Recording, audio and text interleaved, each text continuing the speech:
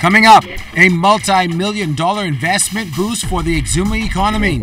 Also, more CLICO payouts. Did day 2 go as smooth as day 1? Also, police investigate an overnight shooting, the latest coming up. Also, Buddy Hield racks up another award as he heads into the Final Four. The Bahamas Tonight, the National Report, starts now. Now in HD.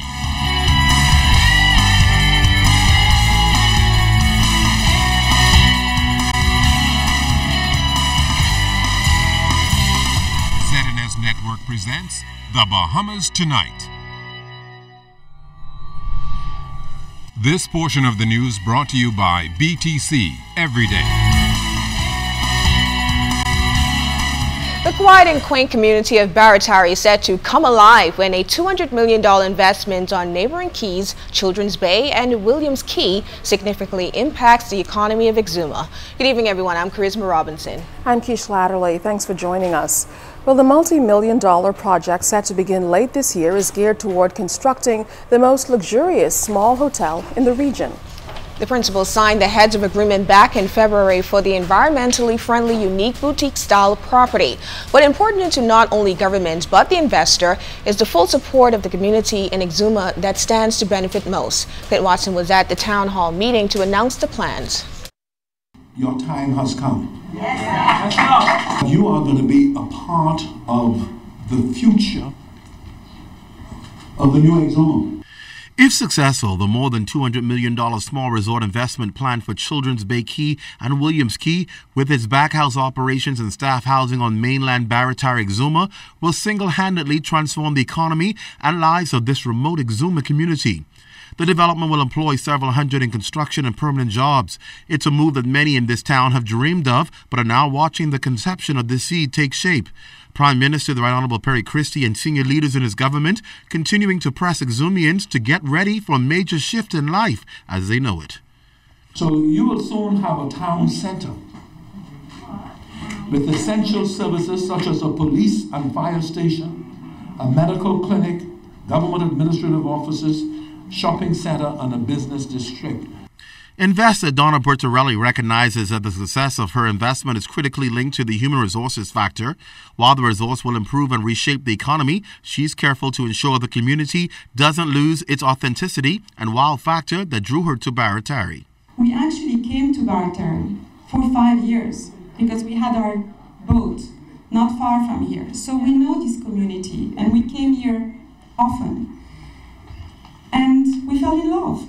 And we came, but I'm also an investor, and I have hotels, and I have companies, and I've never ever embarked in a project unless I know it's going to be successful.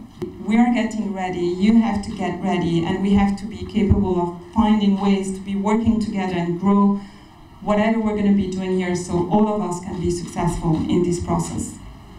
Known as the City by the Sea, Baratari residents have enormous challenges, none that can't be overcome, according to Prime Minister Christie. Potable water, a new dock and harbor, as well as a satellite medical clinic, all are part of the benefit to the community that will literally build a city for residents. Ms. Bertarelli intends to establish a foundation to fund community improvements in Baratari. In the not-too-distant future, you will begin to see changes. A reconstructed Queens Highway connecting Baratari to other settlements, and a new network of roadways throughout your settlement. The network of roads will lead to a newly constructed residential subdivisions. But the nation's leader pressed that in order to reap the benefits that will come, Exumians must prepare themselves for the career and entrepreneurial opportunities. His government will assist through its national $20 million budget for training. There will be manifold opportunities for people with discipline, ambition. Dream it. Encourage your children to come and look at what's happening in Exuma. It does not make sense for others to come in and do it for you. I want you to become owners of businesses. Sit down and think of the businesses that can come about as a result of this development. Should any of you lack a particular business skill, join together, form partnership. The power of one is always defeated by the power of two. Prime Minister Christie says development is expected to take place rapidly, and that's why there is a need for a development plan for Baratari. He says similar to what happened in Bimini, that also needs to happen for the island of Exuma, one that puts in place plans, structures, and procedures for decades to come. In Baratari, Exuma, Clint Watson, ZNS Network News. Thanks so much, Clint. Residents on the island are excited about the new development set to impact their small community. Exumians use the opportunity to ask questions and expressing their views on the proposed development and the needs of that community. Isadora Lloyd spoke on behalf of the community, while Chief Councilors Lone Roll and Brian Strawn admonished residents to take advantage of the opportunities. We, the residents of Baratari, have envisioned consultation as much as possible. We have desired correct community involvement. We have hope for the sharing of full project information with us as a stakeholder and the incorporation of our suggestions into project development. Because following this approach, our concerns would fully be remedied and goodwill fostered. We would love to see this project take part. Exuma and the Bahamas needs it. We welcome it. We want the best for Baratari and the Exumas and the Bahamas at large. There's a lot to be offered. There's a lot out there that you can capitalize on. So you yourselves have to be prepared. Get yourself prepared. Because if they're looking for 100 persons, I expect 70 to come from Baratari. If they need to bring in some, let them bring another 30. CLICO policyholders with surnames D through H turned up in full force for a second day seeking those payouts from the now defunct insurer. But when they showed up at the Holy Cross Anglican Church, the lines were even longer than they were yesterday. LaDawn Davis has more. Hundreds of CLICO policyholders braved scorching temperatures with umbrellas in hand early Friday morning, hoping to collect their funds on day 2 of the liquidated insurance payout exercise. Some of those policyholders complained that the payout process should have been done differently. I came yesterday. The line wasn't as long as today. I was able to just go right to the table, and she asked for an ID. I gave her the ID with my name. And my name was on the list, but then it was, I asked her how long I would have to wait. She said an hour. I didn't wait. You have to bring your policy papers. And you carry your policy paper to the front, and she will check your name. She will check to see if your name is on the list, because they have the day that you're supposed to come is assigned to your last name. Like my last name begins with H, so today is actually my day.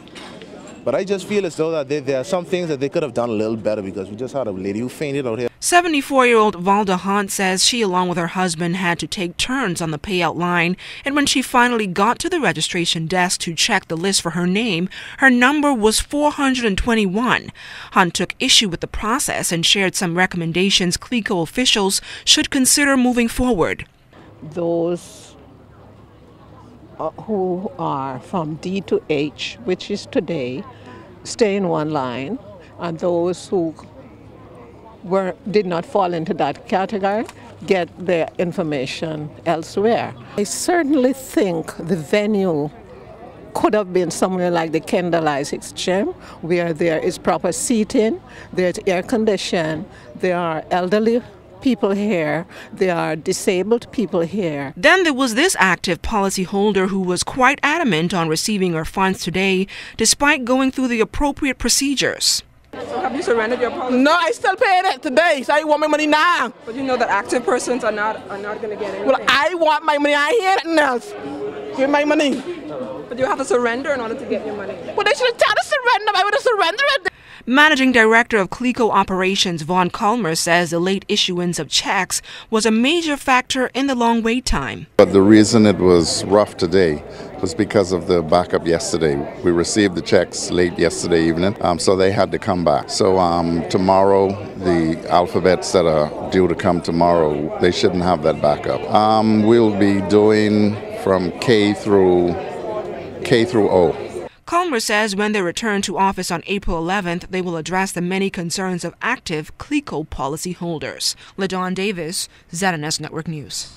Thanks so much, LaDawn. The Bahamas is well on its way to become an internationally recognized arbitration hub following a successful two-day conference held at British Colonial Hilton Hotel in conjunction with the International Center for the Settlement of Investment Disputes this week. Secretary General Meg Kinnair led the sessions, where training was the primary focus for participants. Well, I think the Bahamas is positioned perfectly because of a number of things. When you look at arbitration centers, you look, for example, is there a sophisticated legal community, a sophisticated business community? You look for a strong legal regime that has strong arbitration laws, and you look at location, even geographical location. And Bahamas has a great combination of all of those factors. So I think that makes it very well situated to be an international arbitration hub. Kinnair spoke to ZNS News after she, along with others, paid a courtesy call on Governor General Her Excellency Dame Marguerite Pinling at Government House Thursday. Financial Services Minister the Honorable Hope Strawn says she couldn't be happier with the response from attendees, as those in the private and public sectors are beginning to understand the importance of arbitration. And now she says the work to ensure that it comes to life must continue. We have to put in place and get in place all of the infrastructure that we need in order to make ourselves a complete hub. That includes the adoption of the ancestral model laws, okay?